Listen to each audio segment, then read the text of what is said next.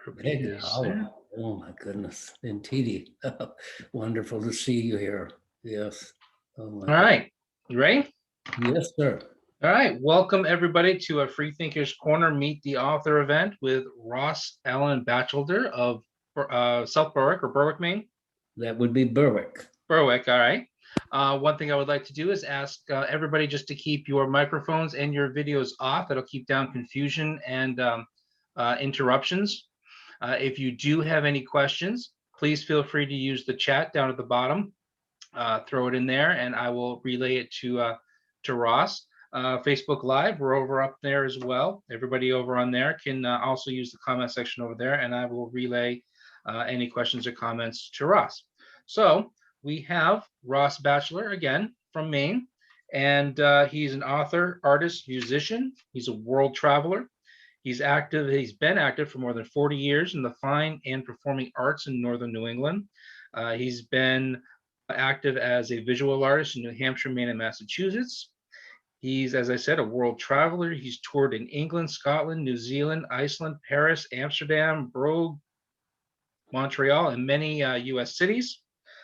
He's performed as a musician in solo recitals and a wide range of cultural events and theaters. Again, one more time, I'm just going to ask everybody to keep your videos and mics off so that there's no confusion. So anyways, Ross, thank you for joining us finally. Thank you for all the work you've done. And I just happened to see Gordon McClellan, who made my second book possible. Great to see you, Gordon. Thank you so much for caring to come here. Oh, great. I'm glad Gordon can make it. Yeah, thank you for everybody for joining us. Ooh, I don't want to fail to mention that Gordon McClellan is not just some guy. He's the CEO of Dart Frog Books. And we will definitely get to that when we talk about your second book. So, as I said, you have been active for more than 40 years as a fine in the fine and performing arts. Tell us, what type of art do you do? What type of performance did you do? Well, I'm doing much less performing right now, but there's probably a good reason for that. One of the reasons happened half a dozen years ago when my piano accompanist said she can no longer keep up with what it takes to do that and to be a minister, which she has just become. And because I was so dependent on her, I essentially went solo. And I've done that for years anyway, played unaccompanied music. In a way, it has evolved into my specialty, but I dearly love playing with this piano accompanist who's no longer available. And then COVID came in, and that meant many freelance jobs stopped coming my way. So that's all right. I'm not upset. I just need to keep playing here at home and wait for another opportunity to do a solo recital, which will happen.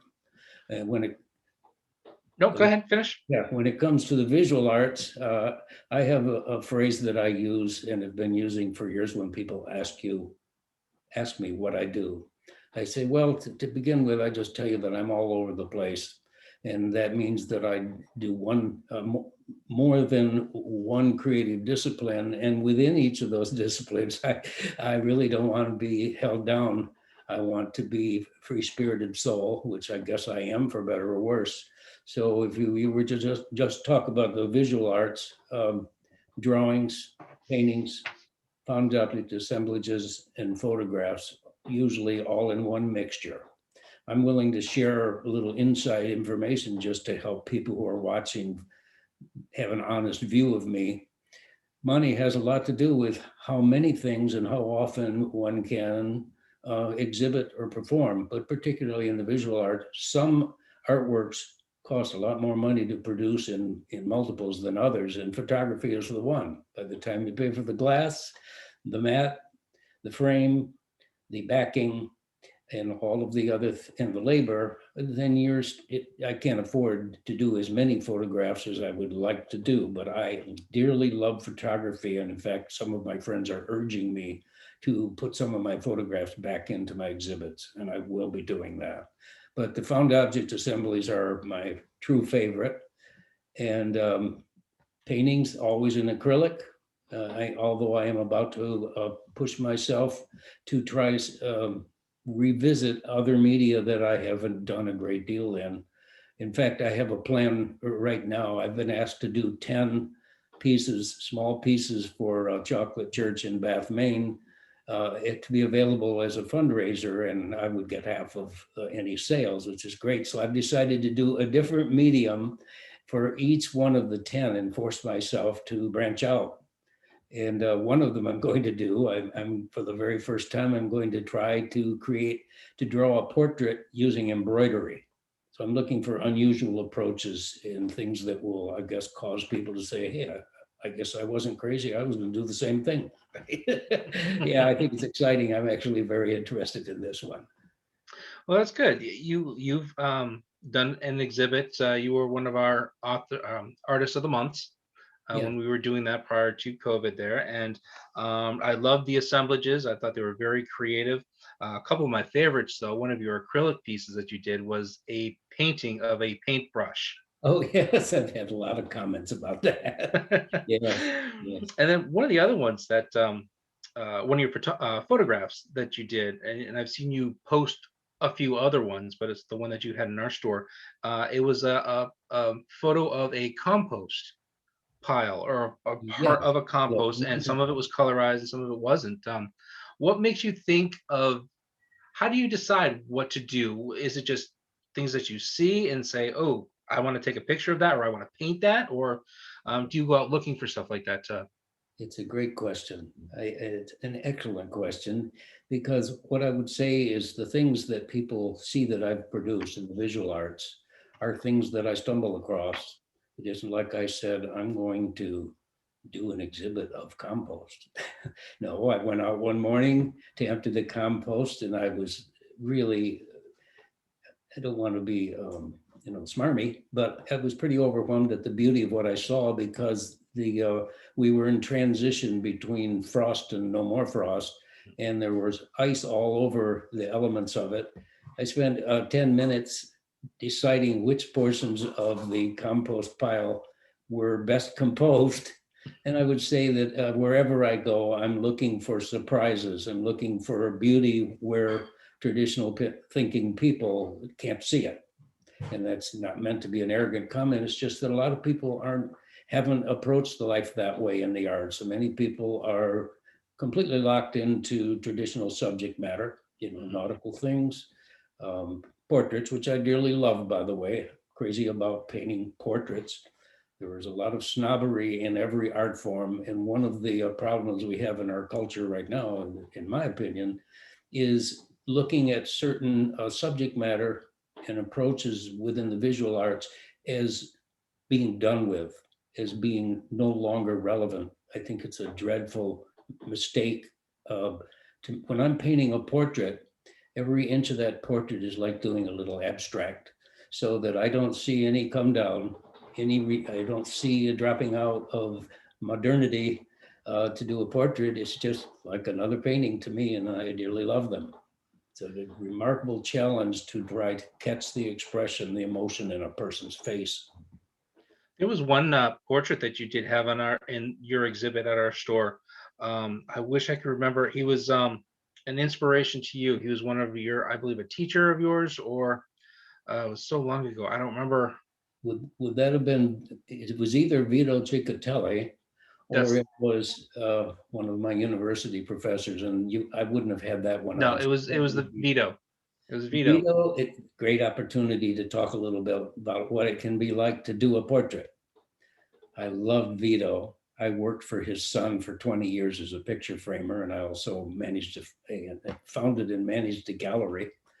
But Vito would come in, and I just thought, this is the most wonderful man. I cannot believe he's very different from his father, as we all are from people within our family.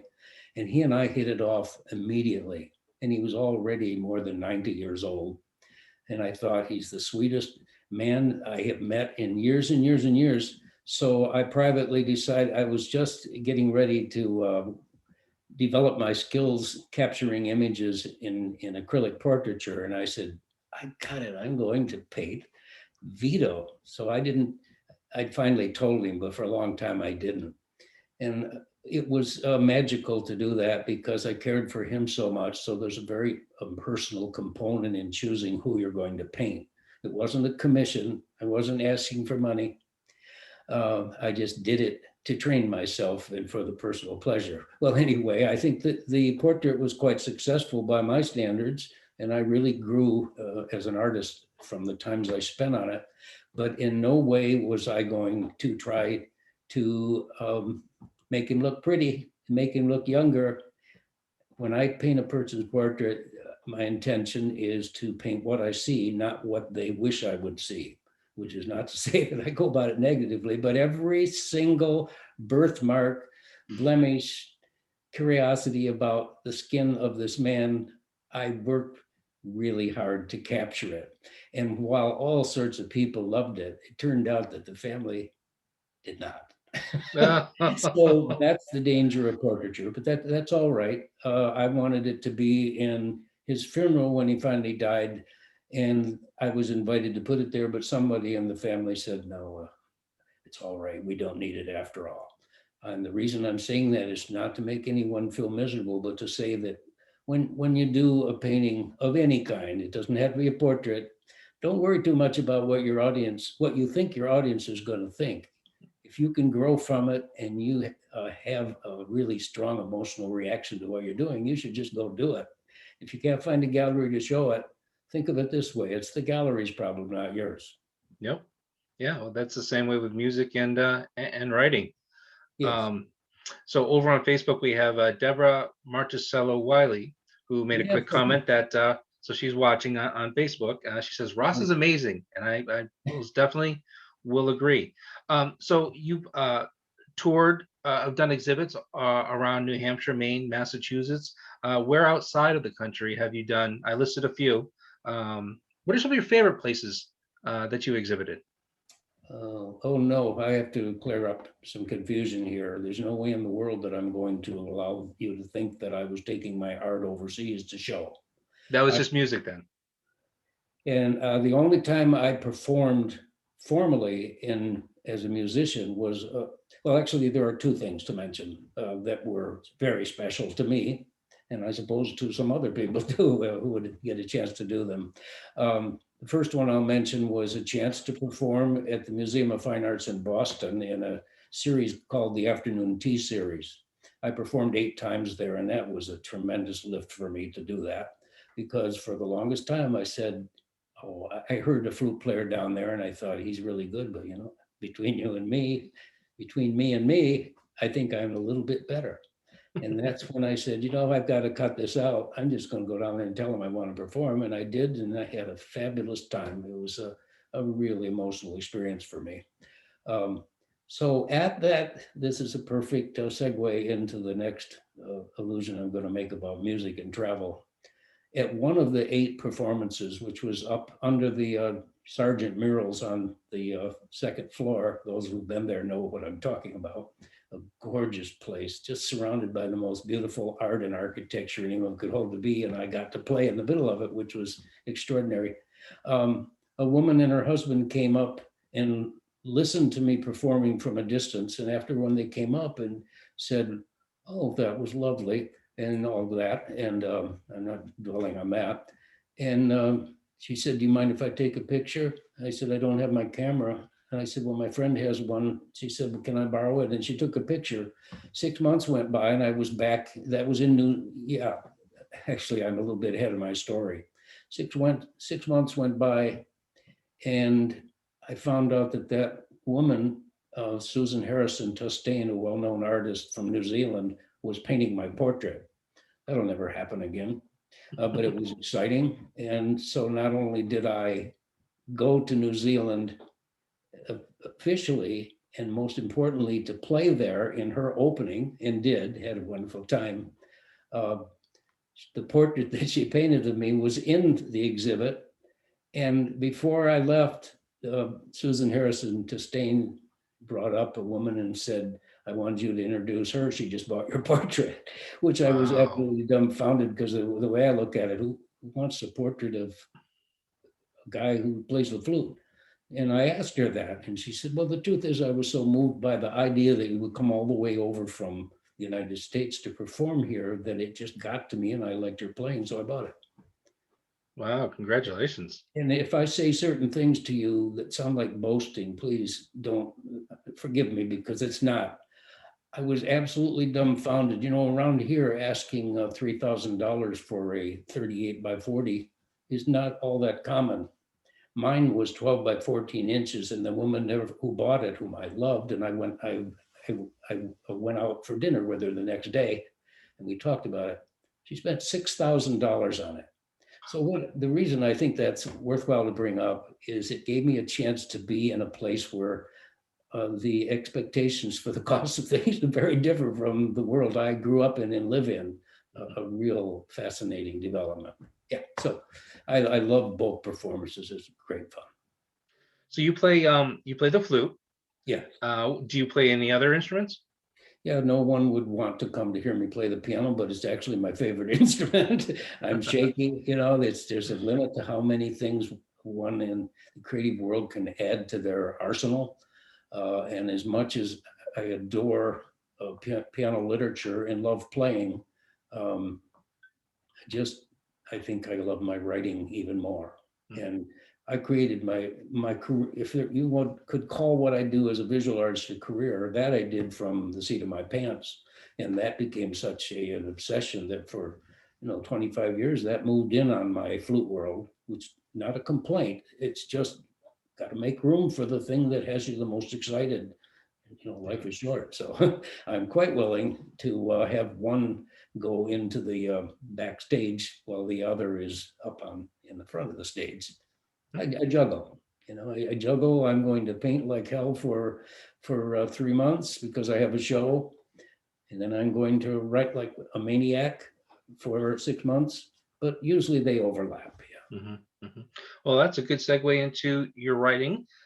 Your first book was Happy Dog Walks the Sad Man, The Remarkable Varied Adventure of a Confirmed Arts Multiple.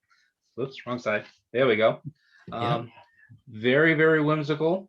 Kind of goes along with your artistic talent. And just knowing you from when you come in and talk to us at the store, you're a very witty person, and whimsical person, and the whole thing just sort of fits right in. Um, so it's a writer, artist, musician. You've been read all that. Um, let's see. I was going to read what it was about, but it's essentially it's short stories. It's essays, short stories, travels, letters. Um, Traveled over to England, Scotland, New Zealand, celebrating people from every walk of life, lively discussions of issues that affect creative people each and every day. And I believe you wanted to do a quick reading from that. Well, I agree with the word reading, but I don't think I can assure you that it's super quick. Nope, nope, no Because worries. This is I'm your show. having a little fun with that situation. I was worried that you would want me not, that you wouldn't want me to read more than 1.5 minutes. I thought, oh, what am I going to choose? So I'm going to say a few things about the book, very few things. Then I have 2 readings to do. First one, it's nearly 500 pages long, and it has 20 essays, 9 short stories, some poetry, and a lot of visuals of my art in several genres. And Gordon, I think you understand that I can be honest about this. I thought, hey, maybe Dart Frog, which is a wonderful company, it has been very good to me and very professional and very encouraging and helpful. When I said, how about this one? He looked it over, and from his point of view, the thing is all over the place. And how can we sell it? It's so many things happening at one time. And all I can say to a person in Gordon's shoes is that's part of who I am. And it is indeed very difficult to get someone first to read something that covers so many genres, and another one that's so long. Right. So he's right. I could have broken it down into various units, and I'm glad he said this, because it gave me all sorts of food for thought. So the book came together because, like many people, I waited a long time before I suddenly decided that I'm capable of writing a publishable book. And that strikes me as a very strange thing to have happened, because I've tried I've created, founded, endless projects that I'd never done before. And I'm proud of that part of the way I am. I'm a real driving person that way and courageous. But that writing, even though I've done absolute ton of writing over many, many, many years, I still hadn't done that. And I actually have a page from one of my past journals in my piano room. And it's the day I said, I'm tired of pretending that I'm going to write. It's time to write a book. And that's how this book started. So I made a list on a sheet of kitty note paper about possible chapters, and then it began to evolve. And I realized that I wasn't about to worry about whether publishers would mix fiction and nonfiction, so I did it. And of course, many would think that's unfortunate, and others would think I guess that's creative. Well, anyway, I'm going to I've covered the gamut of, I think, subject matter in this book. And if anyone were inclined to find out how I'm built and what I've been doing with the first 15, 60 years of my life, this would be the book to read. I'm not saying that you need to, that you should, but anyone who's curious about a person who is pretty fearless about trying new things might find this inspiring. Just very briefly here. Am I taking too much time blabbering on here? Nope. This is your show. You go right ahead. Okay.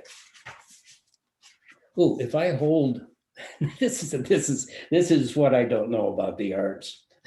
I wanted to hold up this book, which is the portrait my daughter did of me when she was only 6 years old. You can hold it up. Yeah, it'll work. Because I love it, and she seemed to capture a certain essence in me when she was only 6 years old. So I had it framed. Just go up a little bit. Bring it up. Just hold it right in front of your face. There you go. Yep.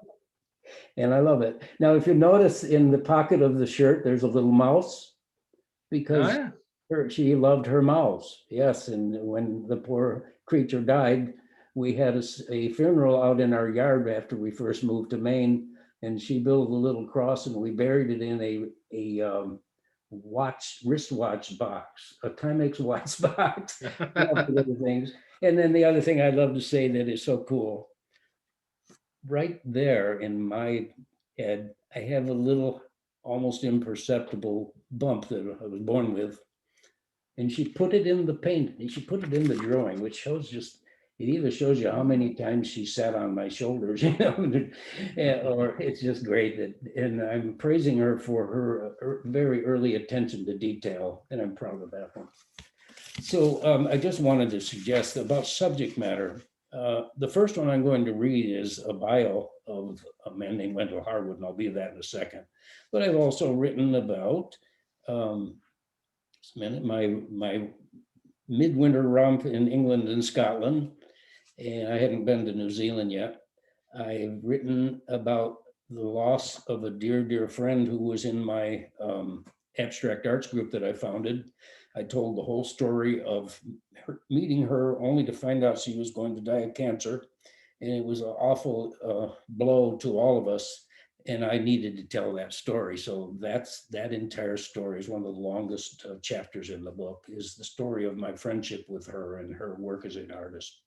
And I have a chapter that there's a part of me that probably, because I'm all over the place as a creative person, I almost wish I could read 10 sentences from 20 of them so that people would understand that I'm not just one thing. A lot of people still think I'm only a flute player. They have never caught up with all the other things I've done. I have one chapter in which I analyzed, if you will, rock and roll and classical music, and talk about the snobbery and the social Darwinism that makes people think that classical is superior to rock music. And I don't think it's the case at all. And a lot of serious musicians from both genres would agree with me.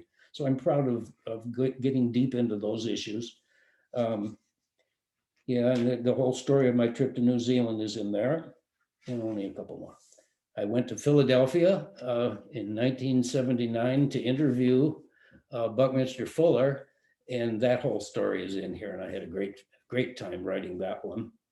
And just for fun, I'll slip in this little thing. At the end of the interview with Buckminster Fuller, one of the world's great inventors and mathematicians and all these other things, he said, it's time to go. because, I got to pee. So this is over. I love the humanity of that. This is a guy, he could be so pretentious, but no. And then I said, and I'm just a humble, average guy in many ways, and I can't help it. I think my daughter might like your autograph on a book. And he said, oh, what's her name? I said, Amy. So he opens up his desk with no delay at all. He whips out a sheet of notebook paper with lines on it and 3 pens. You can tell I never forgot this story about his humanity, his caring. And he just didn't say another word. He drew a geodesic dome and he used 3 different pens, colors to do it. And then when he was done, he said, okay, so what did you say your name was? And I said, Amy. And he said, okay. And he wrote away. And when he handed it back, it said, once in love with Amy, always in love with Amy. That's me, Buckminster Fuller. There's a great reason to bring this up. It's because his kind of unpretentious excitement about the world, everything that came past him, is a lot like my ideal. So I was really deeply moved by that, and the thought that he would take the time to write such a lovely thing to a young girl that he may never see again. But he did, because when I came back, he actually went up to Kennebunk, Maine, and we had a presentation at the Bull and Claw. So I brought my daughter up there and introduced her to him. So there's some of the big moments and benefits of traveling and being adventurous. Took some courage to decide that Buckminster Fuller might actually agree to let me write for him or write about him. And I'm almost done with that part, but I wrote first time, and his secretary said he's sorry, but he's a terribly busy man and he can't do it. And I was still young enough, 30 years old, to be, at 35, to say, I'm not going to give up. So I wrote back again, and then he said, okay. And there's something about that, right? That persistence, I highly recommend it to anyone getting into the create any world, really. Okay, the first one is actually the first story of the 20, let's call them chapters or essays.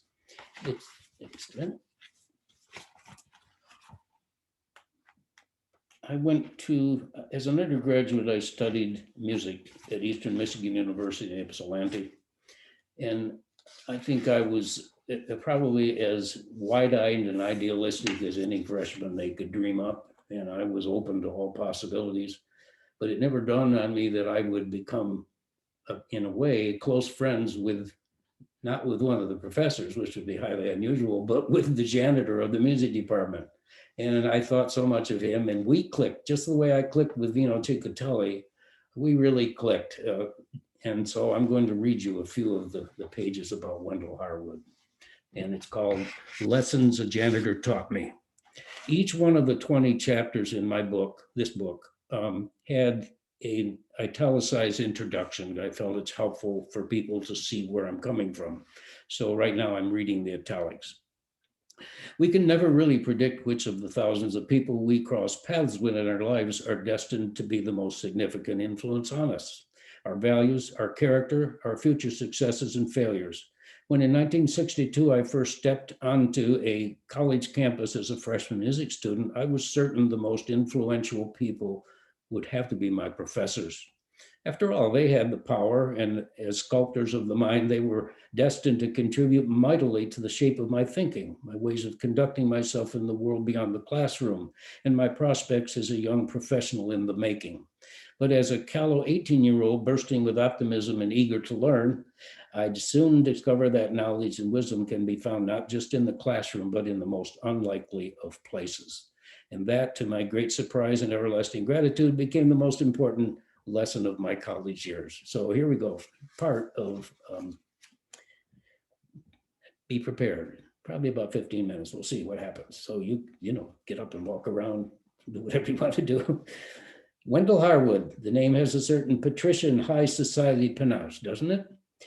And yet Wendell Harwood was a janitor by profession, toiling in the scuffed and battered halls of the music department at Eastern Michigan University in Ypsilanti, where I studied as an undergraduate student in the early 1960s. By the way, I went on to be a graduate student in English literature, but that's the story that we won't talk about tonight.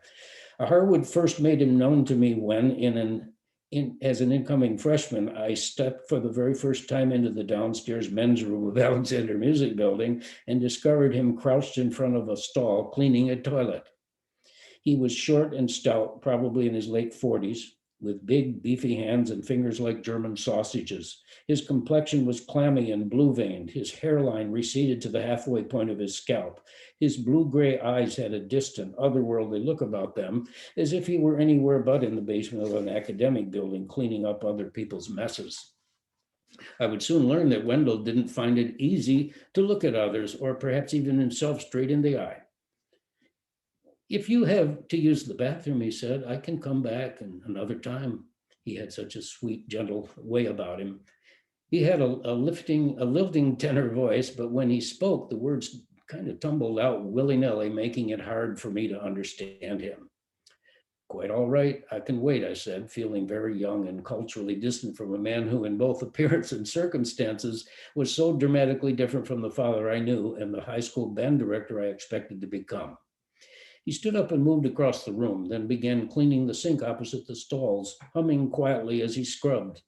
He was dressed from head to toe in threadbare olive green work clothes. Those are the clothes that all of the custodial people on the campus wore. His shoes were deeply creased from untold years of down on his knees labor as a janitor. The heels were dramatically worn down, causing him to walk with a waddle like a wayward duck in a Disney cartoon. When he'd finished his work, he gathered up his cleansers and rags, put them in a small handled carrying case, and headed out the door.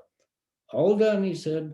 Gotta go clean the practice rooms next, but I'll be back in the afternoon. I do the bathrooms twice a day. Sometimes it never seems to end.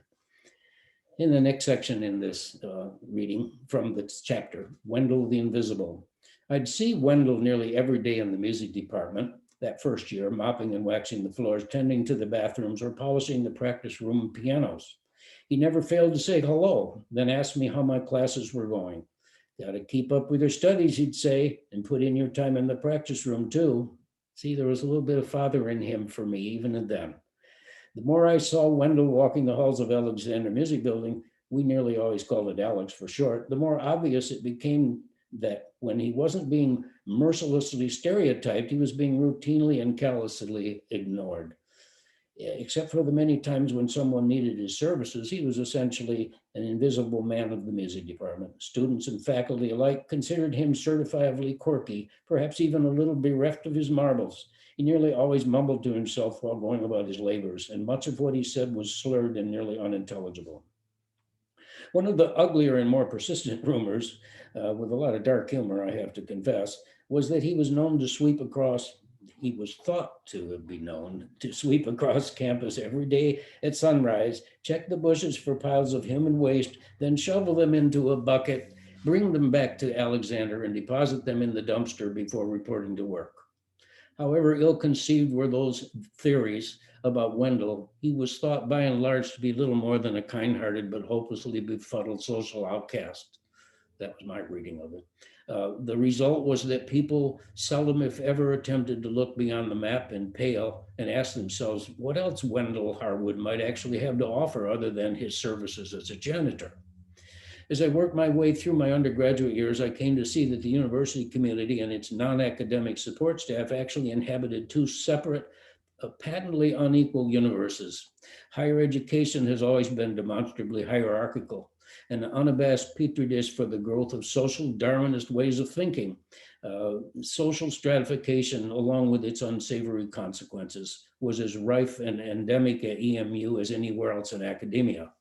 Anyone working from false assumptions, and far too many do in every walk of life, as you well know, would have been surprised to learn Wendell's real story. Not long after meeting him, I learned to my delight that he was actually a passionate lover of music and that he had studied piano formally while a student at Ypsilanti's Roosevelt High School. A fact that more than likely explains why he sought janitorial work in the Department of Music at EMU rather than in some other department. An enthusiastic tribute to Wendell published in the 1931 Roosevelt High School yearbook, I couldn't resist including this, offers good solid evidence of the extent to which Harwood's classmates admired and respected him for his musical accomplishments. And it's addressed Wendell Harwood. Paderewski, Wendell Harwood is to Roosevelt High School as the immortal master. When this quiet, unassuming individual is seated at the keyboard, he assumes an entirely different personality. Remember, this is someone writing in 1931. He becomes as one part, I'll strike that again. He becomes as one apart from him whom we have known. He calls from his instrument magnificent harmonies.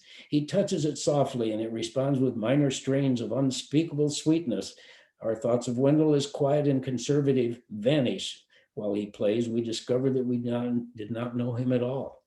Wendell has been the classical link in the class. He may be quiet and reserved, but he is always sure of a thing before he speaks. We always hope Wendell continues his study at the piano. It will make us so proud to be known, to have known someone who can assume the rank of a recognized artist. That inspires an 18-year-old, I promise you, like me. Wendell was just 17 when his father died unexpectedly in 1931. And according to the custom of the time, Wendell became the great breadwinner of the family. The effects of the Great Depression were still being felt around the country, and Nellie, his mom, was both chronically ill and for all practical purposes unemployable. The circumstances he found himself in gave him no choice but to drop out of school, end his years of costly private piano lessons, and go to work. In 1955, he took a job as a janitor at the Department of Music at Eastern Michigan, and he retired in 1969 after 14 years of service. But he was more than a janitor. That's how I labeled the next section. Hartwood may have ended his formal study of the piano to make room for gainful employment, but he was clearly not a quitter. As I got to know him, I learned that for at least the past 3 decades, he'd been leading a double life, working full time and with the support and encouragement of his mother, playing piano in his off hours. From 1955 to 69, he was both janitor and musician and very good at both. Entirely on his own, he developed a solid repertoire of classical and romantic works for piano. Ludwig van Beethoven was his overwhelming favorite. Moonlight Sonata, no better music on earth, he'd say. Occasionally, when he saw me in a practice room, he'd take a break from his cleaning and play a few measures for me. In return, I'd play from one of the pieces I was working on as a flute player. We were making music across an enormous cultural divide, but in spite of our many obvious differences, we really actually became friends.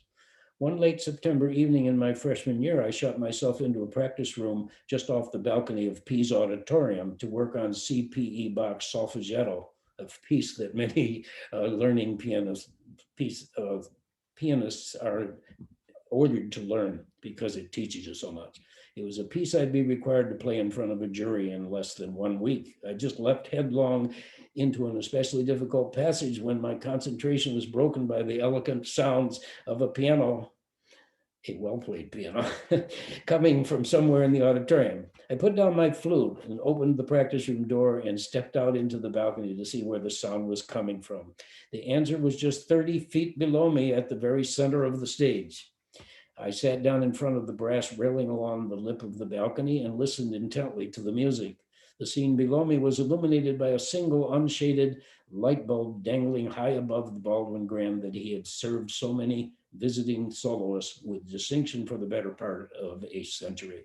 A just-used mop and bucket lay in the puddle of water to the left of the piano, and hunched over the keyboard was a small man with muscular build and receding hair, bearing down hard on a with Glenn Gould intensity as he worked his way through the quiet middle movement of a Beethoven sonata. He was in ecstasy and lost to the world. He was dressed as always in his workplace greens, but on this night, with hair all a tangle and hands flying across the keyboard, he was an entirely different creature from the man on his hands and knees each morning in the music department, scrubbing away on the bowl of a toilet. Here at center stage of an empty auditorium, divorced for a moment from the tools of his trade, he was a latter-day Horowitz, playing to an audience of hundreds and wowing them with his pianistic gifts. Arthritis, the result of years of exposure to bitterly cold water, had begun to gnarl and disfigured his hands, but his playing was still astonishingly fluid, and with elegant phrasing and soft but efficient touch and remarkable control of his dynamics. I waited until he neared the end of the movement, then worked my way down the staircase at stage right and strode down the center aisle and stood at the base of the stage. Mind if I sit here and listen for a while? I asked him. He finished the movement with a flourish, then turned toward the house and looked down at me. No, not at all, he said, displaying his characteristic warmth and all shucks diffidence. Tonight, though, it was seasoned with a tone of unmistakable pride. As I settled into my chair, he rose from the bench, stood beside the piano, and bowed to an imaginary audience. It was a touch of humor seldom seen from him, tinged with regret at the thought of what might have been. There, for one moment, standing on the stage, he was a newborn butterfly, shedding his chrysalis and unfolding triumphantly to the welcome warmth of an imaginary sun. His working class greens had become a tuxedo, and he'd become Wendell Harwood concert pianist. How about an encore? I asked, laughing. Encore? Well, sure, he said, beaming. So then he sat down at the piano, flipped the tails of his imaginary tux, rubbed his hands together, and plunged into Beethoven's March from the Ruins of Athens, attacking the keyboard with all the energy and passion that had lain dormant within him for years in which he had uncomplainingly cleaned up after students too immersed in their adolescent dreams of greatness ever to imagine that the music department's janitor, wed by circumstances to his mop and pail, might once have harbored dreams as ambitious as our own. As he neared the end of the march, I thought of all of the men and women before him who reached for the stars but fell short of their destination, brought harshly back to earth by an unwelcome intrusion into what had become an inextinguishable dream. That's only a small part of the chapter, but they're one of the people I left college being more influenced by him than many of my music professors, and I think because of his character and his courage there. And I have one more. This one will go much quicker, but this is one of the 9 short stories I wrote for this. As I was getting ready to write this, I was still trying to figure out what I really wanted in my book. And then I came up with that bright idea of mixing fiction with nonfiction, no matter what any publisher might think about that. So I went ahead and did it. Every one of the 9 short stories were in response to an unconventional drawing I had done. And that was another way for me to challenge myself. So this one's called, and it's only 2.5 pages. So you're getting some relief here. It's called Little Miss One-Eye Finds a Lover. Lily Mae Scarfletter grew up during the Great Depression and spent nearly all of her life in Booger Hole, West Virginia. I'm only going to interrupt one time and tell you that I went to great lengths to find real towns with really funny names to put in this and had such a great time doing it. Okay. So Booger Hole, West Virginia, check it out. In a ramshackle 2-room apartment above the offices of the town's most prominent physician, Dr. J. Rutherford Lewes. It was Doc Lewes who brought her into the world, and he soon discovered that she had no feet. Maybe I better show you the picture. Can I do that? Is he here? Yeah. Okay. Yep. Yeah, I've exhibited this many times, including this last summer in Chocolate Church. Okay, hang in there. I won't do that again. It was Doc Lewes who brought her into the world, and he soon discovered that she had no feet, no arms, and no discernible mouth, only one great, luminous, all-seeing eye, one proud and magnificent toe, one exquisitely crafted ear, and one tiny spider-like appendage, which he called a grippin-eater, that would eventually double as both her mouth and her only means of locomotion. But none of Lily Mae's shortcomings mattered to Lewes. The moment he saw her, he was enraptured, and he knew he'd one day be taking her under his wing. And sure enough, when Lily Mae's mother was killed in a car crash one night while on the way to a bluegrass festival in Ivydale, Doc Lewes declared himself her legal guardian. She was only 2 years old at the time and moved her into the upstairs apartment and arranged to have his cousin Daisy Fogelsong, a real name. All of the names I found were real too, characteristic of the time that I set this story in. Daisy Fogelsong took care of her while he was downstairs examining his patients. When Lily Mae turned 6, Lewes enrolled her in the 1-room school down in Rush Fork Valley. Unfortunately, on the very first day of school, her classmates ganged up on her and dubbed her Little Miss One-Eye and refused to sit near her at lunchtime. To make matters worse, her teacher, Miss Petulia Nightswang, a lumpy, disagreeable woman with hairy forearms and a chin like a turnip, showed her no affection at all. Worse, she kept her in from recess whenever she felt like it, and for no good reason. When Doc Luz learned what was happening, he pulled Lily Mae out of school and brought her home for good. He pretty much had it by then.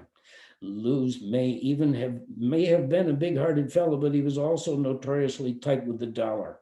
While his own state-of-the-art flush toilet was the envy of the townspeople, Lily's place had no facilities at all. It meant that each morning when nature called, she'd have to wobble down the stairs at the rear of the apartment and join Gertie Twombling and Leona Perks, always at precisely 7:45 in the town's only reputable three-holer, tucked behind Bobby Skank's filling station.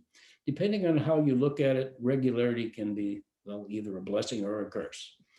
Because it was so hard for Lily Mae to get around, by the age of 20, she'd become more than ever a recluse. Every evening, she'd stretch out on the horsehair couch in her apartment, munch on elephant ears and funnel cakes from the local bakery, and play haunting melodies on the theremin Doc Luz had picked up for her from Jigglin' Jimmy's, an odds and ends shop next to the cemetery. Her soulful music perfectly complemented the town of Booger Hole, which for as long as anyone could remember was rife with tales of unsolved murders and ghostly visitations. People all over town left their windows open late at night so they could hear her play, and the wolves added their melancholy descant to the mix. Lonely and disillusioned with her life in Booger Hole, Lily Mae yearned for romance and wrote passionate letters each night to the men in the Lonely Hearts column of True Confessions, hoping to find a lover. When after months of waiting by the mailbox, she failed to get even one response to her inquiries, she tossed her stack of True Confessions into the trash, lay down on the couch with her face to the wall, and cried her heart out. When she woke up the next morning, her nightgown was soaked with tears and her once proud toe throbbed with foreboding. All seemed hopeless until she pulled the curtain back on the window above the couch, gazed across the rolling hills beyond Main Street, and with the help of her astonishing visual acuity, saw a solitary figure wobbling precariously along the far ridge of Murder Mountain. He had one exquisitely crafted ear, one proud and magnificent toe, a powerful gripping eater, and one great luminous all-seeing eye. Just like me, she shouted to no one in particular, so I'm not the only one after all. She couldn't help noticing that unlike her, he had a dense black beard and two short but serviceable arms. The better to hold me with, she thought to herself, giggling. And with that beard, he looks like an ancient Scottish warrior. I'm going to call him Ian McWhiskers. She wriggled down off the couch, went to her theremin, and played a melody so hauntingly beautiful that McWhiskers, who could see her and hear with the same astonishing acuity as Lily Mae, and just happened to have his bagpipe with him, whirled around, worked his way down Murder Mountain, and headed straight to Doc Lou's place, playing the sweet, sweet pipes of Scotland on his bagpipe as he went. When he finally arrived, he teetered up the stairs with the help of his gripping eater, went straight to Lily Mae and wrapped his arms around the long, lithe figure of a woman more beautiful than he could ever have imagined. She didn't really mind that his beard tickled her to distraction. It was his warm, caring arms that meant the most to her. The very next weekend, Ian and Lily Mae were wed in Bobby Skank's filling station, surrounded by a dense forest of greased guns, hubcaps, fan belts, all cleaned up for the occasion. Skanks, who worked as justice of the peace in his off hours, did the officiating.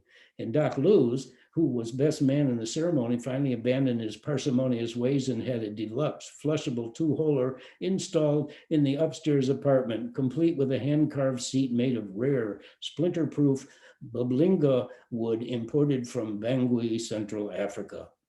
They'd never again need to wobble down the staircase to use Shank's three-holers. They'd do their business at precisely 7:45 each morning in the privacy of their very own apartment. And Gertie Twombling and Leona Purse would just have to go to it alone behind the filling station. Little Miss One-Eye had finally found a lover, and from the moment they were married, Lily Mae Scarfletter and Ian McWhispers could be heard playing bagpipe and theremin duets each moonlight evening, always to the howling of the wolves and the beating of their own immensely grateful hearts. There, that's all of that story. Thank you for going through that. It was really good. It reminded me of I don't know if you know Fritz Weatherby from Channel 9. He does our New Hampshire Chronicle there. It kind of reminded me of one of his stories that he tells. And some of the names that he uses, like Webster and Binky Sears, and when you were talking about the the Yeah, names and stuff. part of the Um, excitement of creating characters and names and towns, or finding existing ones, is it's very musical. It's finding words that read and sound and feel like music, so that the musical sound of words is a huge influence on the way I write. Okay. well, I did notice that because where you said, Wendell's piano playing is stunningly fluid. I was thinking the same thing about your writing. It's just very fluid, very natural sounding. Um, some big words in there, but they all fit and they flow. I've read some authors where they use these $50 words and it just does not. The meaning is correct for the context, but the word itself just does not fit. It breaks up the flow. Yours just flows. I work Um, very hard on the flow of all my writing. Yeah. So I really appreciate that observation of yours. Yeah. And one of our guests here on Zoom is Elizabeth Gophero. She's from here in New Hampshire. She's one of our local writers as well. Her book is Telling Sunny. Very great, very good book. She says she loved Wendell's story. Thank you so much. Yes. So how long did it take you to put together this book with all these different stories? Great question. I think I worked really hard and faster and faster as I went in, because I had hired a freelance editor, and then I was on a schedule. But before I say how long, I just point out to you that there's nothing like writing a book to either know you can handle a large project, or to learn how to concentrate and bear down hard on a really difficult challenge. So my work ethic improved dramatically, my sense of focus and determination. I think I was able to put all of the material itself together in a year or so, but then, I honestly, let's see, it published in 2016. I think I would call it 2 years between the writing and then the direct work with my editor, who was a superb editor. Her name's Nicole Klungel, and she lives out in Ohio. And there you are. Yeah. So with it's a mix of fiction and nonfiction. For the nonfiction, did you go based on journals? Did you keep journals, or was it just all memory when you wrote those particular essays or All memory. chapters? Nothing from journals, nothing at all. And I think the most important early challenge was to finally tell myself that the 20 essays that I was going to write had so much meaning for me that I felt that I could do a better job if I was emotionally involved in my subject matter. So that's how I chose it. It was very important. I also have always been a big fan of creating the title and then living up to the title of the book. And I guess that's how that happened. Yeah. Mm-hmm. Yeah, it's a very whimsical. Happy dog walks the sad man. Well, I'll have to say, just from knowing you when you come to the store, you're, well, at least around us, not a sad man. You're a very happy, very just sort of laid back, very fun, whimsical person. Who did the cover art? Is that your drawings, or? That would be me, yes. And I was absolutely determined, no matter what anyone thought, that for my first book, I wanted it to be illustrated by something I did. Mm-hmm. How did you choose those two particular characters out of all your? Just created them. Oh, in fact, you're asking very salient questions, because it was another story behind how all of those drawings from which I wrote stories, against which I wrote stories. I had a plan in my mind to pick up a pencil or pen, make one mark on a sheet of paper, and wait to see what happens next. And that's how every one of these came about. I just waited for it to evolve. I'm not one to say, oh, it did it for me. I'm not into that kind of nonsense. That's true what I did. I thought, well, we'll put that line down. What am I going to do with that line? Why don't I add this one and see what happens? I didn't intend for it to be the characters it was. At first, it was just a bunch of abstract aligns, and there's a real joy in that kind of spontaneous creativity, I think. Did you base the characters that you put on the cover on the title, or did the title come after the art? Yeah, the title came of my book, you mean? Yeah. That came before I ever started writing the first one. And it's because I had spent years and years trying to explain to people if they asked, my philosophy about creativity. And it sounds a little cliched at this point because I haven't talked about it for a while. Really, the world is made up of two different kinds of people, broadly speaking, specialist and generalist. And we've had such a pejorative reaction to people who do several things. It got damn tired of me to hear say, well, if you weren't doing so many things, I'm sorry, but that's not fair. It's not the truth of the real world. Some people do very little quality work being specialists in the creative world. Other people do fine work in several disciplines. So the world needs both. And there's no way in the world that I'm suggesting that somebody and I created the term arts multiple to try to explain in writing how devoted I am to this philosophy that the world needs. Some people were not born to be specialists. It's just the way it is, right? And then it's okay. And I learned to be proud of it and live with it. My favorite response to my exhibits with multimedia exhibits early on was, who are all these artists? I'd say, well, I'm the guy. And it's not to impress you. It's just that that's the difference between the specialists. I was willing to buck the system and still am. And I'll wait to find a gallery that understands me. And certainly a Chocolate Church Gallery in Bath, Maine did, or I wouldn't have been there several times.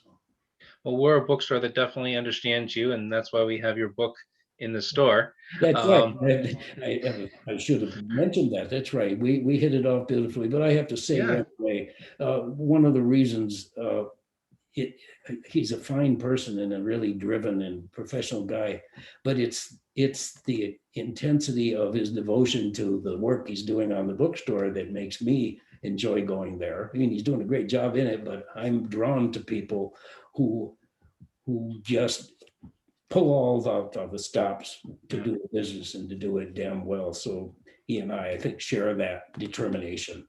Yeah. Oh, thank you. We do. Yeah. So with this book, where did you, with the mix of the non-fiction and the fiction, Yes. did you lay each, say, how do you write it? Do you use paper? Did you use a computer? And then how did you separate and then organize it? Was there an organization to it, or did you just say, I want to do a couple of non-fictions and then we'll slip in a fiction? And that was a structural decision. I knew I wanted to write stories, and this is so interesting. Your questions forced me in a very good way to try to explain how things came about. Suddenly, I finally got to my 20th essay. I had already begun writing the stories, and I thought, how am I going to put them together? And I counted out, and I figured it out, that if I wrote a certain number of stories, there would be a definite rhythm in the organization of it. 2 stories, or 2 essays in a story, 2 essays in a story, and it all came out that way. And that's it. Yeah. okay. So the structured my book closer to the end of having written everything in the book. Yeah. So have you ever thought of writing stage plays? Well, that tells another part of my life. I founded my own children's theater when I taught public school music for 7 years, and I wrote all of the plays for it. I ended up writing 8 musical comedies, and really, frankly, laced with all the same kind of humor, except not as adult. And then I wrote all of the songs for the musical. So yes, I love that world, but I just didn't see myself. Falling in love with writing for the theater, although believe me, it's tempted. I did quite a lot of acting and running my own theater. I have a great immersion in the theater, which would come out for anyone who read the book I just read from. there's a whole section about how many things I did in the theater. So I'm passionate about the theater. I love going there, and I miss live theater, although I've had the pleasure of seeing 2 live performances at Seacoast Rep, and they were fantastic. Okay. Oh, it's nice to see that. I believe the Garrison Players Art Center in Rollinsford is going to be starting up a summer program, summer Yeah. shows, and a brand new outdoor stage. So we're looking forward Ooh. to getting back in, because I missed those too. We went and saw A Christmas Carol, not this past Christmas, obviously, but the one before, and it was just Yeah. outstanding. And we've seen a couple other shows there, and small theaters are wonderful. Yes, I played in a version of Christmas Carol in Dover several years ago. See, I'm really not about to press the button and go on and on, but it's interesting that that's true. I also played Uncle Billy in It's a Wonderful Life at the same theater, and that was a great experience. Anyway. So, how good of an experience was it for you to write your second book? Now, this is coming out backwards, but it's called Revenge. It came out just recently, about 6 months or so ago, back in October-ish or so. Yeah. I'm going to read a little bit from the back here. This is what you from you. I can't help thinking there's little, if anything, about life here on Earth, a life in many respects entirely of our own making. That isn't something somehow patently, laughably absurd. From absurdity grows humor, and in my book, anytime we as writers can make people laugh at either themselves or life's absurdities, we've won the battle between hope and hopelessness. And then there's another review on the back by Sarah Porter Boudreau. In Revenge, author, artist, and musician Ross Alan Bachelder presents his readers with a compelling, deliciously creepy array of stories built to scare, replete with trenchant humor, and crammed full of insights into frailties of psyche, both animal and human. Can I just say something about that? Oh, please. Oh my God. I had to go out and it's a pleasure, scary to ask people if they're willing to write for your book. And I really hadn't known Sarah very long. Her husband is an artist, and he was in an exhibit with me at Chocolate Church and 2 other artists. And so now this, for the first time, I think I'm drifting a little bit. So what the point I was going to make, let's see, where were we? What did I just do when we brought talking about meeting Sarah? I found out, as I've done with many people, that Sarah would love to be an author. And she shouldn't have said that, because I'm going to be on her tail for the rest of her life, telling her that she's got the chops to do it. And I first had that sense when I got her blurb that she sent me. I said, that's a beautifully written blurb. It's the best one I've ever gotten. And if you're out there, Sarah, hear me, right? If anyone who can write a blurb that concise and that articulate, it had rhythm, it had accuracy, it had no nonsense, no blabber, and she could be a very good writer. Yeah. Sounds it. So tell us about the book. And I believe you wanted to read a little portion of that one as well. Yes, this one I'll read one portion of just one story. Maybe just before I do that, I'll give you a little sense of the stories and how varied they are. Just a minute. I think it's in this book.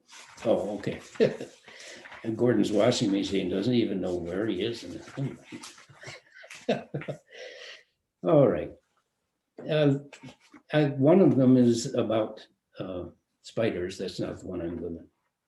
Actually, that is the one. Yeah, I'm going to read you a portion of one which I call Daddy Longlegs.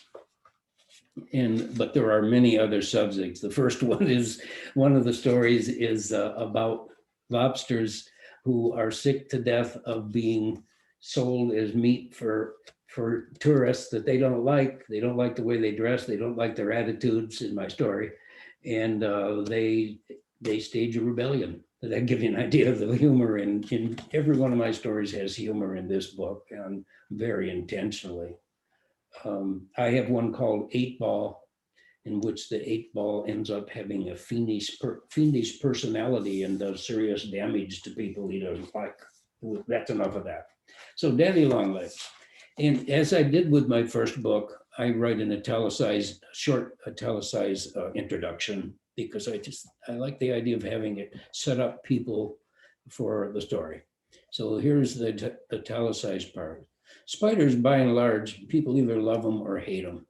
If they aren't poisonous, there's really nothing to fear and everything to admire. For scientists and children in particular, they're objects of endless fascination. They're creatures with an astonishing array of skills, both virtuosic and deadly. Common sense and close observation tell us they also play a critically important role in the balance of nature. But when someone either loves a spider to excess or for no good reason allows it to strike terror in his heart, problems are bound to ensue. So in the matter of arachnids, where do you stand? And does it really matter? Only a spider knows for sure, and therein lies its extraordinary power either to protect or intimidate the living things of the world, including, of course, humans hundreds and even thousands of times their size. I just have to stop for a second and tell you that it just dawned on me that my pleasure, the pleasure I get from writing italicized introductions probably came from my early years in TV watching, come on, I'm just going to blank out. Oh, I just blanked out. The mystery stories that he always stood up in front of the television and rattled on about what we were about to see. It'll come to me in a minute. So forgive me for that. Shame on me. Here we go. Brantley Feldpouts, lonely, penniless, and at the age of 49, still living like a hermit in a farmhouse in upstate New York, just south of the Canadian border, turned on the shower water and looked longingly up at the place where the spiders loved to congregate. When they were there, he knew he was in for a good soaking shower and an hour or two of the most wonderful camaraderie. And since it was mid-November now and getting colder by the day, the warmth of his shower was even more welcome than usual. When the spiders weren't there, he'd inevitably have a hissy fit. Where the hell are they, he'd rant, and why ain't they ever there when I need them? Then he'd turn the water off, stumble out of the tub, put his clothes back on, and find something else to do. Well, I'm going to try again tomorrow, he said. The shower can wait. Since few people, including his closest relatives, ever came over to visit, they thought their shower-loving neighbor odd and maybe even a little sinister. The something else was usually a trip to the fruit cellar to visit with his pet worms, Chester and Hermione. They lived in a large abandoned cheese crock in the cobwebby shadows under the staircase. And like other worms, they loved the darkness and spent their days and nights burrowing round and round in the potting soil. By their nature, they weren't especially gregarious creatures, but because they were such good listeners, never noisy, never rude, they made fine companions for the sensitive Brantley. They keenly aware of their surroundings and would always tunnel upward, break through the topsoil, and wait eagerly for Brantley when they heard him coming.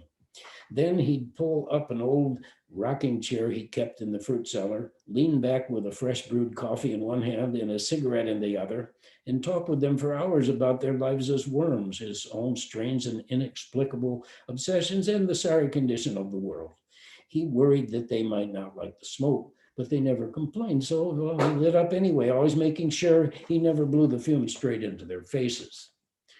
But as much as he loved and appreciated the worms, it was the spiders who meant the most to him.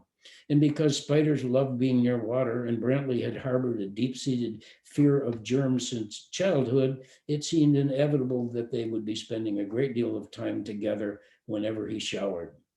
When it was time for his next shower, he'd always hope fervently that he'd find his friends there again, suspended high above the showerhead, spinning their intricate webs and luxuriating in the soothing rainforest environment of Brantley's shower stall.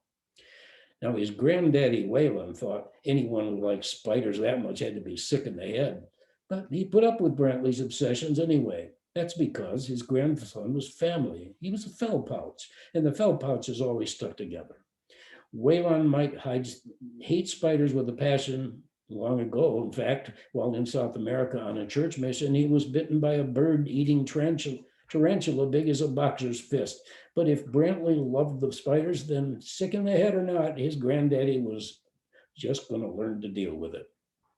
Brantley wasn't really sure what kind of spiders lived in his shower stall. He read up about spiders in a book he found one day at the local library, but what he learned only added to the confusion. Were they harvestmen or were they cellar spiders?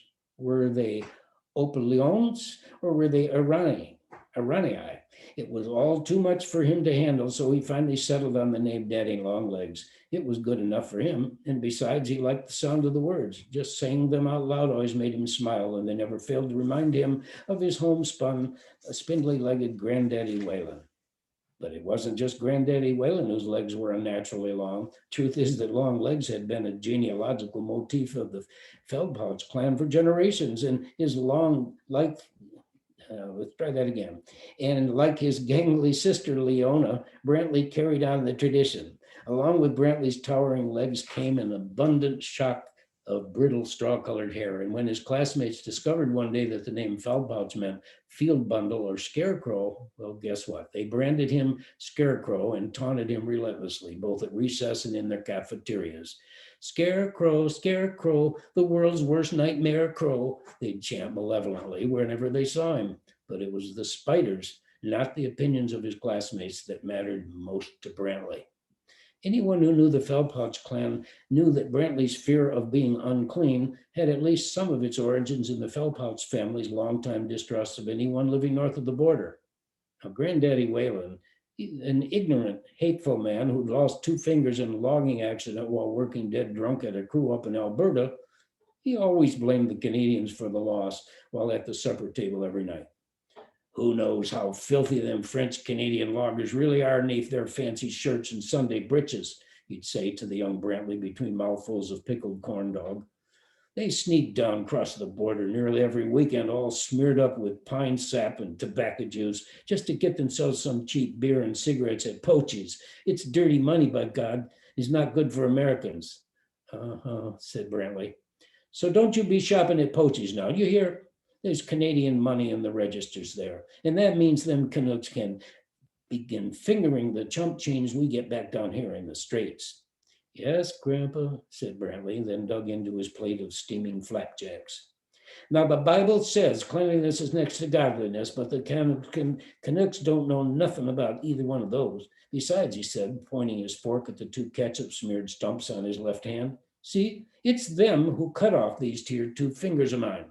The dumb shits up in Canuck country don't even know how to handle a goddamn chainsaw. Yes, Grandpa, he said again for what seemed like the 10,000th time. I know and I won't. Promise. Brantley had always listened politely to his grandfather. He'd have been smacked upside the head if he hadn't. But the truth is that he hadn't really worried all that much about the Canadians, not then and not now. His main concern was still cleanliness, and just thinking about those loggers up in Canada and their crude ways made him want to scramble upstairs, get back in the tub and start scrubbing. It would be even more funny news if my daddy Longlegs were there with me. We're fast friends now, and friends stick together, don't they? Late in the month of April, Brantley, who'd never done well in cold, wet weather, suddenly came down with a serious case of the flu. Because he was too sick to get out of bed, he skipped his showers with the result that he hadn't seen his spiders for nearly a week and became depressed and worried. What if they don't really miss me as much as I miss them, he lamented. I don't know what I'd do if those spiders stopped coming, God forbid, even died. By Friday evening, he'd begun to feel better, so early the next morning, he bounded out of bed, wriggled out of his nightshirts, and jumped into the shower. The night before, he'd put a fresh bar of Dr. Bronner's organic sugar soap, the stuff his grandma, Daisy Feldpouch, used to treat her anal fissures in the soap dish. Never failed to come in handy because there were days when he'd inevitably scrub himself so furiously he'd break the skin in various places and would need to rub it on himself to relieve the pain. Stuff's good for your butthole, said Granny with a cackle over her daily breakfast of prunes and oatmeal. Pastor Hawkins told us about it at the church supper a couple of weeks ago, and I'll be damned if he wasn't right. It don't just work down there, it works all over. Praise the Lord, and pass the Dr. Bronner. Once in the stall, Brantley looked around and found the daddy Longlegs right away, gathered together in the highest reaches of the shower. As they stalked mysteriously about, he counted them to make sure none were missing, and to his delight, there were nearly twice as many as usual. He waited until the water was warm enough, then began his ritual scrubbing, first from scalp to chin, then onto his chest, his underarms, his hairy pencil-thin legs, and finally his privates. He always lingered there because it felt good, and it seemed the most likely place for germs to congregate. He knew the spiders didn't care what he did in the shower. They loved him as much as he loved them, and he felt certain the idea of shame had never entered their minds. Mahalia, the oldest and most beloved of the three regular spiders, came spinning down like a high wire artist and sat up on one of Brantley's shoulders while he stood there in the darkness, scrubbing his scrawny midsection and singing his favorite song from summer camp, "The Girl I Left Behind Me," over and over again. That song made him think of the one true love of his life, Betsy Lou McGivers, who up and left him one night without explanation for some hog butcher in Moose Jaw, Saskatchewan. "I'm lonesome since I crisscrossed the hill and o'er the moonland," said G. "Such heavy thoughts my heart do fill since parting with my Betsy." Susie and Clementine, a lot shyer than Mahalia, waited politely at the top of the stall, moving their long legs rhythmically to the melody, while the newcomers, by now more than a dozen strong, sang backup. An hour later, after singing the song nearly 20 times, he finished scrubbing, then crooned the final heartbreaking stanza. "The vows were made to heavens above, shall ever cheer and bind me in constancy to her I love, the girl I left behind me." That's the end of that excerpt. Thank you. So do you have the song in the back of the book so that people can sing along? No, but I did find those are the correct lyrics, but I only decided vaguely how I might sing the song about an hour ago. I just took a shot, right? I said, let's see what happens. That was very good. So, musician to get away with it.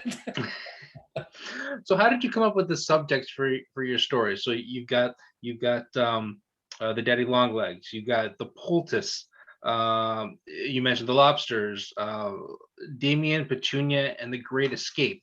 How did you come up with the names for your characters for these stories? How did you come up with the stories? No, it's just been one of my intense pleasures to see if I can come up with a name that's rather exotic and yet familiar somehow. It's something that's musical, has a lilt to it. It's something that has a certain warmth about it that will cause people to be interested in the character and care about the character. So I think that's a fair thing to say. Yeah. But why Daddy? How did you come up with writing a story about Daddy Longlegs or lobsters or two fat guys or the embalmer? Yeah, of course. Was it like when you're doing your art and you're walking in the woods and you see the pieces on the ground to make your 3D art? Was it just something that came to you and you said, I'm going to write a story about an embalmer? Yes. I can go back to the last one first, the two fat guys. Mhm. I have a male friend of more than 40 years. And, everyone needs somebody who is not editing what you say. So I would say that my friend Mike and I, we don't worry about what we say, and we know that it's all with humor. And we were sitting in a restaurant short time before I started work on this book. I said, I need a 10th story, but I haven't decided what I'm going to do. And he said, well, I don't know. Okay, let me know what you come up with. And then I happened to look over there and there were two fat guys sitting at a table. And I looked at them and I said, God, there's got to be a story about those two guys. I mean, they look like they're happy together. They're really big. They're fat guys. It's okay. And it wasn't until I was into 5 or 6 pages in that I decided to take a twist. Just another thing about things coming up in your mind and you have to ask yourself, do I really want to do this? I thought I've never written about two homosexuals. They're fat guys. Who said that they're heterosexual? I'm going to make them homosexual. So in a way, it's to honor them. They're apart. They're just like all the rest of us. They've got their troubles. They got their love. They've got their passions. They got their hatreds. And so it was liberating for me to just not treat them as special and untouchable, but to just treat them like people I might meet in my own town. Yeah, that's how that happened. The lobster ones, because I swear, I come close to crying when I go to a rest stop and see those lobsters with the things over their paws. It's so depressing to me. It seems so utterly unfair to do it. I wish they could find a different way to hold them before they send them to their death, but apparently they don't care about that part. But I do, I can't help it. I never eat lobster, and it's not because of that, it's because I frankly I wasn't drawn to it. I think today I wouldn't eat lobster because after writing that story, I just think they're really maltreated as creatures. And there we are. I had a lot of fun trying to show the attitude, a certain attitude of the kind of people who have to have lobsters when they come to Maine. And I am not being horribly generalizing, but there are people who have certain attitude and they come up and complain about the lobsters they're about to be given. So I had a little fun with that. Yeah. So you got one more book in the works. Yeah. I heard this through the grapevine that it's called Cecilia by Moonlight: The Problem with Problem with Intelligence. Yeah. It's an emotionally charged novel about a young, intelligent, intellectually precious. Let me try this again. See, I need glasses. Intellectually precocious woman from the hippie era who rebels from her self-absorbed materialistic parents, strikes out on her own, and lives a spiritual life filled with adventure fraught with danger. At the heart of the story uh, is the story of what it takes for an intelligent, idealistic young woman to survive in a world too preoccupied with its own selfish personal problems to hold her hand when things get difficult. Yeah. How far are you in writing this? And tell us a little bit more about it. Okay, let's see. This first, I'll answer the question about how far. I think I've probably written about 40 or 50,000 words, but I'm very aware that a lot of them I'm going to trim back because as I go into the story, I'm not an outline guy. I'm just not. And so, and we have our ways. We all have our methods. I literally build the story paragraph by paragraph. I wait to see what I might like to do with a character, and I find that very liberating. Rephrase that question again, please. Well, just tell us more about the story. Okay. Well, without giving any spoilers.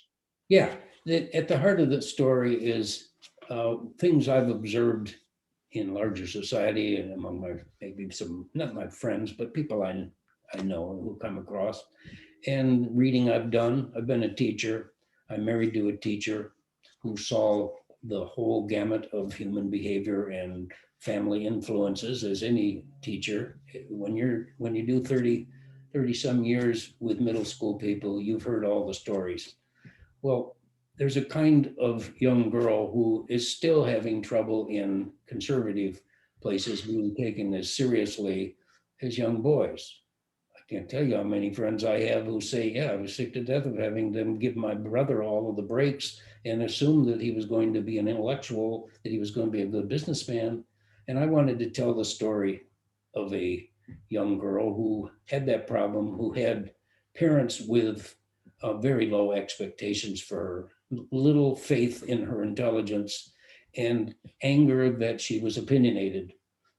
I'm afraid the world is still populated with way too many young women who aren't being taken seriously as people with intellectual ability and science ability and math ability. The list goes on. I can't surprise any women who think this way. So I'm really enjoying it. And I do want to say that there's a certain woman of some fame in the Seacoast area who motivated me to do this story in the first place, strangely enough, by simply going up and down the street for the last at least 10 or 15 years with a cart. And in the cart are all of her belongings. And I can't stop wondering what life she had before she became what she is now, a person who does nothing all day long but push a cart up and down. And it's heartbreaking, in a tiny way, it's inspiring because, hey, she knows what she wants to do and she's not going to change her plans. So she has been the inspiration to try to tell the story of someone, and let's find out the story behind the person who ended up the way she ended up. Oh, that's very insightful. Very Yeah. looking forward and- to it. Is there a timeline for this, or is it just gonna no, come when it comes? I haven't decided how I'm going to handle the editing of it. I'm just hammering away. We'll see what happens. Hmm. And yeah, so I'm not worried about what I have to cut out. I don't worry anymore. I get angry with myself when I get in a rut for a short time, but people, big part of who I am now in my life is I hope an encourager and inspirer to help people get over the idea that they haven't got the chops to do something, especially late in their life. It's something that drives me crazy that people say it's too late. It's silly. I did not publish my first book until I was 70. Okay. Hear that, somebody out there who's telling me, God, I'm so busy and I'm 40 years old now. It's a complete waste of human potential to think that way. So, hey, instead of thinking, of course, I'm very conscious of being 77 now, and I think, oh boy, knock on wood and all of that. But that's not going to stop me from producing. It's terrible thought. I'll just be writing right up to the end, Now, when you get into a rut when you're writing, what do you like to do to sort of clear your head and reset things? Yeah, I remind myself not to think that that's in any way unusual, that it's bound to happen. You can't have, the fires can't be lit every second. And I've been traveling, going out for breakfast unbelievably. You heard that I'm 77. I've been doing it since my freshman year in college. Could go to Europe 20 times on the money I spent on coffee, but I've done a huge amount of my creative work has happened while I'm out in the morning. So these days, I just say, I got to quit driving myself so hard. I just go down to the ocean and walk on the ocean. And I do it quite often. Walk the marginal way. I walk wherever I go. When the COVID hadn't gotten in the way, I was either in a play or a concert or a recital or a lecture constantly, sometimes as many as 3 and 4 times a week, I would be doing that. And so the only reason I'm doing a huge amount of walking and going to the ocean is many other destinations are still off limits. Hmm. I still go to galleries though. I go to the Courier, belong to the MFA, and there are still some galleries around I can go to. Yeah. Well, prior to COVID, you used to come into the store, our store, and grab a cup of coffee when we had our coffee bar. You'd sit down at the table, you'd write a little bit, we'd chat a lot. Yes. How other than that, how has COVID, the pandemic in general, affected your writing? Do you find that you write more? Do you write less? Do you, end up taking more breaks and going more places to be inspired? I write something every single day. Right now, I'm not at my full throttle, and I'm working on that. I usually write twice a day. Um, COVID probably only COVID was an opportunity for me to stop feeling sorry for myself for the most obvious things, like not having a ton of money, not being young and ready, it just not being. It causes you to cherish your health, your circumstances. You cherish the fact that you have the chops to write it all, that you're able to paint, and some people like your painting. I don't ask for the moon, but productivity is at the heart of me, and believing in yourself and quit looking at the clock. Yeah, I could just go Um, on and on about this subject, right? right, right. So your first book, it was published through AENE, Artful Endeavors New England. What is that? Well, that's a secret. No, it isn't. Okay. It's an acronym for Artful Endeavors New England. And I like letting you in on the truth about certain things. It's good for the creative community to hear the little stories. I was asked to be the coordinator of an abstract group at at Newbury Art Association about 12 years ago, and I did it, and it was a great experience for me.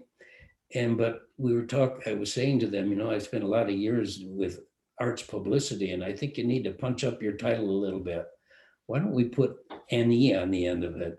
And even though we're in New England, so I'm not being dishonest, but people will take you more seriously if they can hook a piece of geography and a history to what you're up to. So they liked it. And so instead of being, I created the whole name, actually ended up kind of recreating it while I was there. I created Artful Endeavors New England. Oh, I'm mixing it up with AGNY, Abstract Artist Group of New England. See, what happened here with me is I tagged New England onto both of those, right? When I created Artful Endeavors, and by the way, I made a list of 200 possible names for what I considered a business at the time, and Artful Endeavors won out. That was me. And then it was years later when I put New England on the end of it and thought that helps. There's a certain cachet there. People might think that's pretty jerky of me, but I don't think so at all. And I like the AGNY. And by the way, the logo that I created for Artful Endeavors New England, I created that picture myself while I was at the Indiana Museum of Art, and I saw this spectacular architecturally designed staircase, and I photographed it, and that became the logo for Artful Endeavors New England. So your second book, Revenge, was published through Dart Frog Publications. Yes. For those who don't know who Dart Frog is, it's a hybrid publication. And actually, if it's all right with you, I'd like to have Gordon come on for just a minute. So Gordon, if you wouldn't mind unmuting yourself and bring up your video here. While you're doing that, I'll explain a little bit. Dart Frog Publications, a hybrid publisher out of Manchester, Vermont. And I believe they can do it one of two ways. They can take your raw manuscript and do everything involved, or they can take your finished work and do distribution. Gordon, why don't you give us a quick rundown of your publication? Sure. One thing, it won't let me start my camera. It says it's hang on. It's locked or something. Start my video. There you go. Hi, Gordon. Well, it's finally nice to meet you. We have Dart Frog books in our store. We have a partnership with them. They send us some books. We sell them. And then we go and get more, and we support their local or independent authors. Yeah. And I just want to start by saying, though I've never been in your store, how wonderful it is. And the folks who I know who have been to your store just say such great things about you and the store. So, thank you. So thank you for that. Thank you for hosting this and all that you do to support authors and books and art. I just also want to say really quickly, Ross, it is so fun to hear all of your stories and to hear some of your work. One of the things, I'm not a guy who really likes to read scary books, and when you came in with your book and you explained what it was, I thought, gee, I'm not sure this is going to really work for me, because that kind of stuff, it just doesn't really work for me. So I started to read it though, and I found that your book did something that I've really never found before, which is it's able to combine sort of scary story text with really lighthearted humor in a way that works. And if you were to explain to me that that's what you wanted your book to be, I would think it couldn't be done. But yet, as I read your stories all the way through, I started thinking, oh my gosh, they're scary, but the whole way through, I'm also laughing. And so it was and is so well done. And So thank you for sharing your great skill in your books. And just to answer about what we do, how we started actually was we started to realize, well, actually, I started this whole thing because I had self-published a book of mine, and I couldn't get it into bookstores. And so I started to ask people that I know who own bookstores. I asked the three different people, and they didn't know that I was asking each of them this same question, which I said, okay, I'm an adult, you're an adult.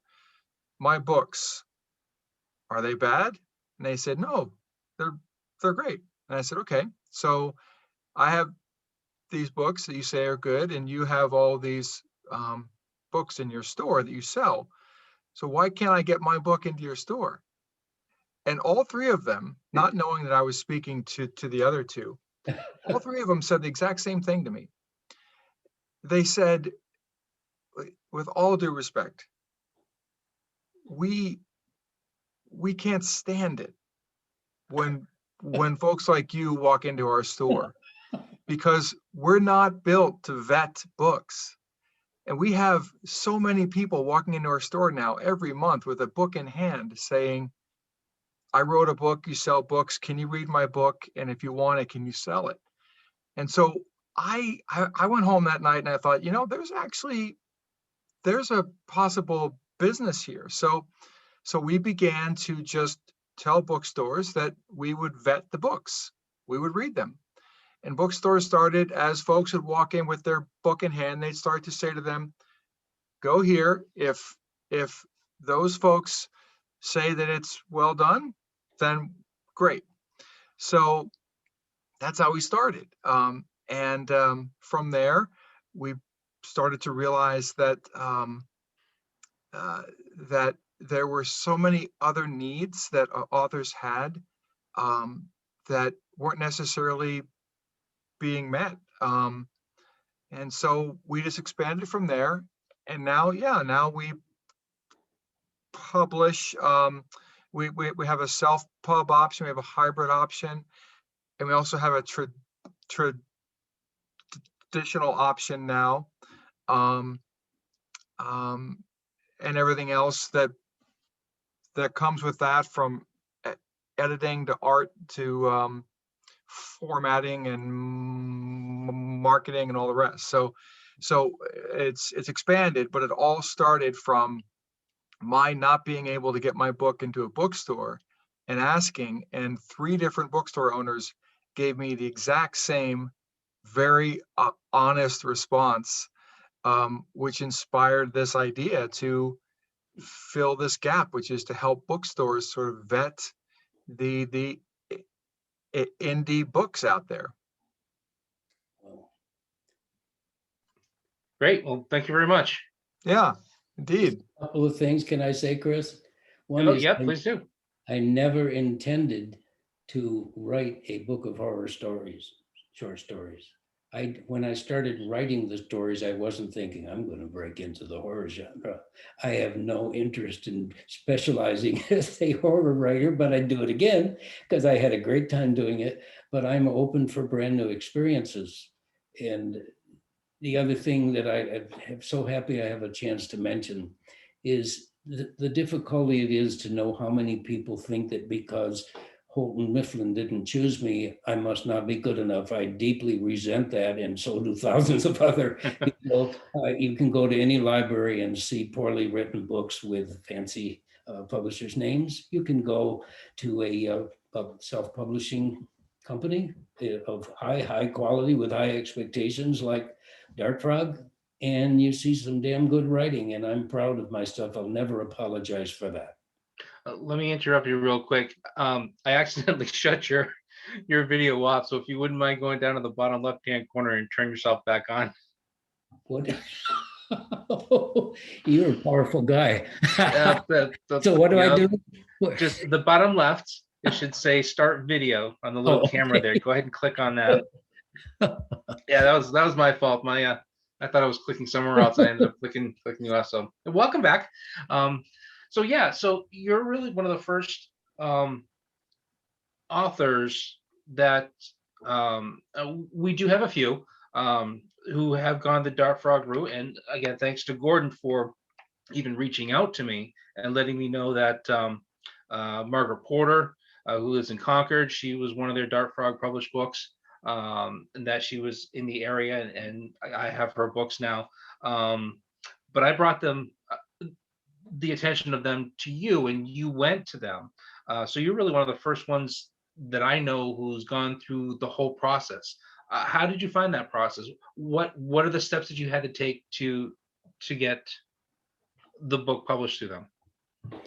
Well, the truth is that the way I found Dark Frog was by going fishing online.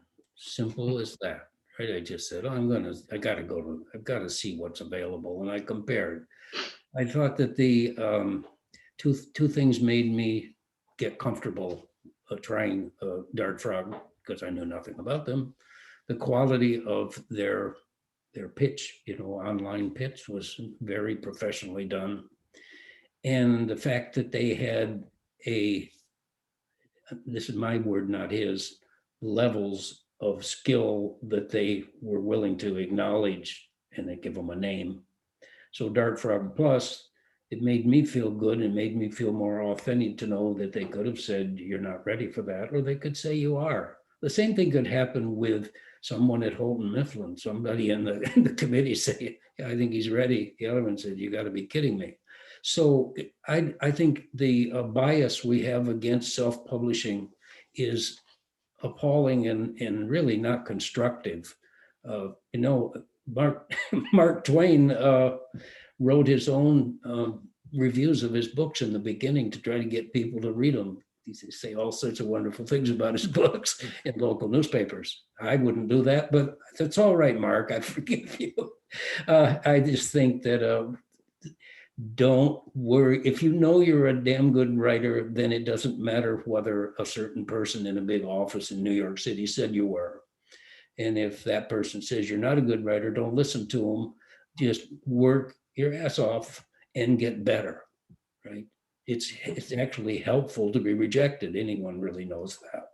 So you start to believe in yourself and trust the quality of your writing, but you can't be dishonest with yourself. If it isn't good, realize it and fix it. Well, great. Yeah, we've had a great working relationship with Dark Frog. They have some wonderful books, so I encourage everybody to check them out. Dark Frog Publishing, and see what they have to offer, which they have a lot to offer. So I think it's about time we're gonna have to wrap this up. Last comment's important, Yep. and that's that it was more than just going online and fishing. I liked what I saw so much that I made an appointment and drove to Vermont from southern Maine to talk directly, something I strongly recommend someone to do. And Gordon impressed me by being open to possibilities. He was a great listener. We had a great conversation. And frankly, for me, if he hadn't been a really pleasant personality and professional, I probably would have continued to shop, but I liked him so much. And I liked what the company was saying about itself so much. I thought it's like, I'm not going to shop for cars anymore. I like this car. There. Thank you so much for everything you did here, all of you. Thank you, Gordon. Thank you for anyone else who cared so much to be here. Edward Wiley, thank you. And others that may not know are watching. Yep. With that, we'll say goodnight. But before I go, Happy Dog Walks the Sad Man, Revenge, and then soon to be published at some point in the store, Cecilia by Moonlight, The Problem with the Intelligence, or with Intelligence. They're all available, except for the last one, in the store on our website. Also from Dark Frog Publishing, you can get Revenge if you want to go directly through them as well.